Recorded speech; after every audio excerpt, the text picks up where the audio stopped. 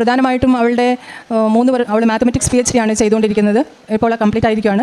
ഞാൻ 3 വർഷമായപ്പോഴത്തേനും അവളുടെ പേപ്പേഴ്സൊക്കെ പബ്ലിക്കേഷനായി. അതിനൊക്കെ വേണ്ടി പ്രത്യേകം പ്രാർത്ഥിച്ചിരുന്നു, നിയോഗത്തിൽ വെച്ചിരുന്നു. അതെല്ലാം തക്ക സമയത്ത് തന്നെ കർത്താവ് അവളെ ഉയർത്തിക്കൊണ്ട് വന്നു. കുറേ ടെസ്റ്റൊക്കെ സബ്മിറ്റ് ചെയ്ത് കഴിഞ്ഞു. അവൾ ഇറങ്ങിയ പാടെ തന്നെ അവൾക്ക് ക്രൈസ്റ്റ് യൂണിവേഴ്സിറ്റി ഡൽഹി NCRൽ അവൾക്ക് അസിസ്റ്റൻറ്റ് പ്രൊഫസറായിട്ട് ജോലി കിട്ടി. അപ്പോൾ അവൾ ഇൻ്റർവ്യൂവിനൊക്കെ അറ്റൻഡ് ചെയ്ത സമയത്തും ഭയങ്കര വിഷമത്തിലായിരുന്നു. കിട്ടുമോ ഇല്ലയോ എന്നറിയില്ല, ഫസ്റ്റ് എക്സ്പീരിയൻസ് ആണ്, ഫ്രഷറാണ്, പേടിയാകുന്നു എല്ലാം പറഞ്ഞിരുന്നു. പക്ഷേ ഞാൻ ധൈര്യം കൊടുത്തിരുന്നു. ഒന്നും പേടിക്കേണ്ട, മമ്മി ഉടമ്പടിയിലാണുള്ളത്, മാതാവ് കൂടെ വരും, മാതാവ് കൈപിടിച്ച് ഉയർത്തും. മാതാവ് കൈപിടിച്ച് ഉയർത്തിയാൽ പിന്നെ അതിനെ തടഞ്ഞു നിർത്താൻ ആർക്കും പറ്റുകയില്ല.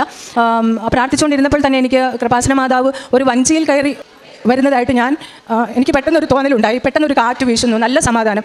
അപ്പോൾ എനിക്ക് പെട്ടെന്ന് തോന്നി, ഇല്ല, ഇവിടെ ഇൻ്റർവ്യൂവിൽ നല്ല സക്സസീവായിട്ട് തന്നെ എല്ലാ കാര്യങ്ങളും ചെയ്തിട്ടുണ്ട്.